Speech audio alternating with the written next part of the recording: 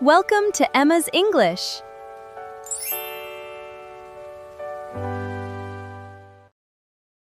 Welcome back to Emma's English Talk, the podcast for mastering real-world English.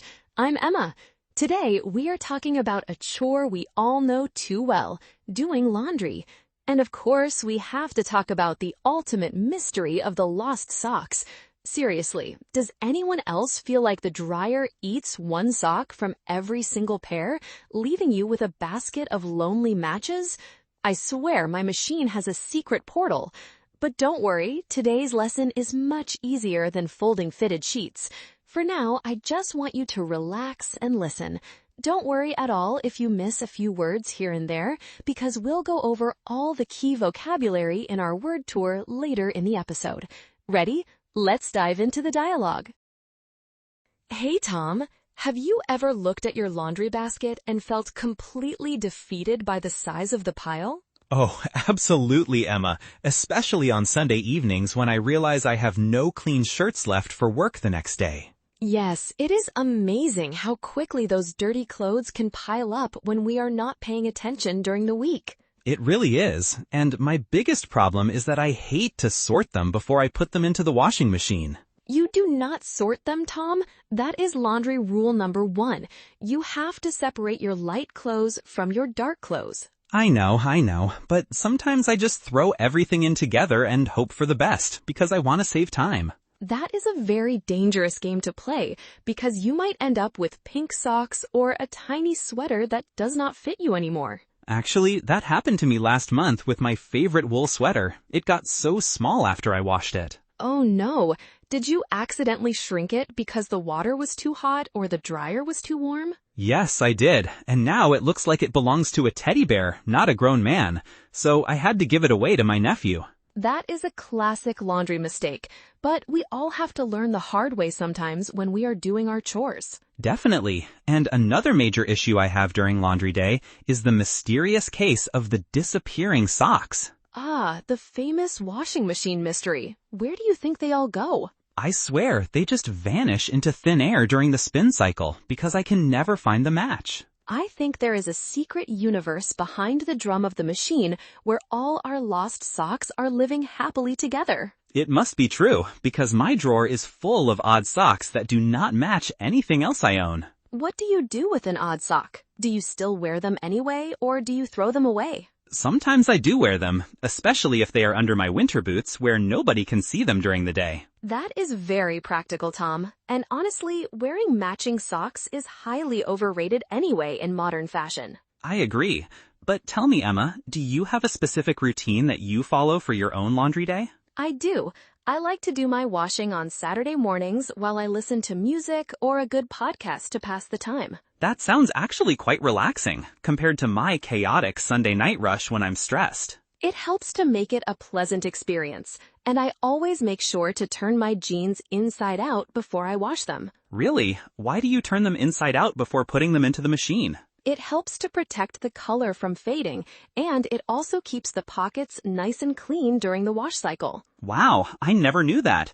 I usually just throw them in exactly as I took them off my body. It makes a big difference, especially for darker clothes, so you should try to do that next time you wash them. I will try that tonight, because my favorite black jeans are starting to look a bit gray and old. Another great tip is to not overload the washing machine, because then the clothes do not have room to get clean. I am definitely guilty of stuffing as much as possible into one single load to finish the chore faster. We all want to save time, but it actually takes more time if you have to wash the same clothes twice. That is very true, and it probably uses a lot more water and electricity too, which is not good. Yes, and speaking of saving energy, do you use a dryer or do you hang your clothes to dry on a rack? I mostly hang them up on a drying rack near my window because I don't have a dryer in my small apartment. Hanging clothes is much better for the fabric anyway, and it makes your favorite t-shirts last much longer. It does, but it takes forever to dry when the weather is cold and rainy outside during the winter. That is the worst, especially when you need that one specific shirt for a meeting the next morning. Exactly.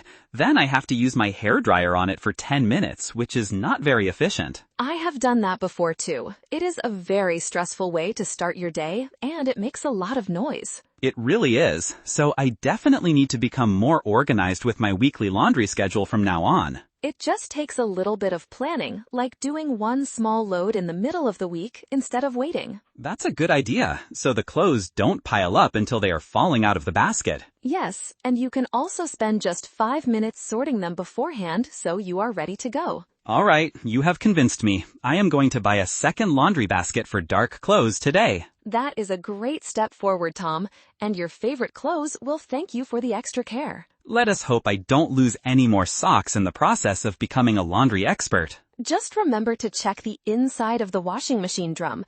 Sometimes the socks stick to the top after spinning. Oh, that explains so much. I never thought to look up there when I was unloading the clothes. Well, now you know the secret, and your days of wearing odd socks might be over very soon. I doubt that, but at least now I have some great tips to make my laundry day much easier. Welcome to our word tour. Today, we are going to look at 6 useful English words and phrases from our conversation about laundry. First is the phrasal verb pile up. This means to increase in amount, usually forming a stack or a pile. It is often used for work, chores, or papers.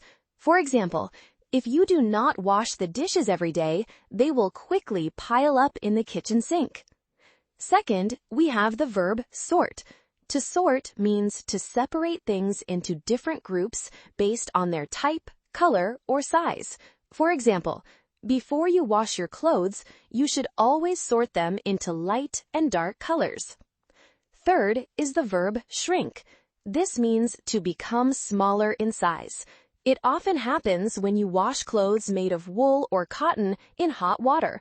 For example, I bought a beautiful sweater, but it began to shrink after I washed it in hot water. Fourth is the idiom vanish into thin air.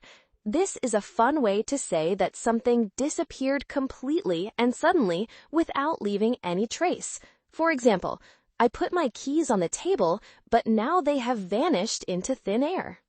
Fifth is the phrase odd sock. An odd sock is a single sock that does not have its matching partner. For example, I have a drawer full of odd socks because I always lose one of them in the wash. Finally, our 6th phrase is turn inside out. This means to fold or turn a piece of clothing so that the inner side is on the outside. For example, it is a good idea to turn your jeans inside out before washing them to protect the color. I hope these words and phrases help you talk about your daily chores in English. Keep practicing, and I will see you next time. Great job today! You did an amazing job listening to our conversation about the daily chores of doing laundry. I still can't help but laugh at the thought of a secret universe where all of our lost socks are living happily together. But remember, before you assume they have escaped to another dimension, always check the very top of your washing machine drum first. To help you study today's vocabulary, don't forget to download the free PDF script in the description below. If you enjoyed our chat, please like, subscribe, and turn on notifications. Keep up the great work. See you next time.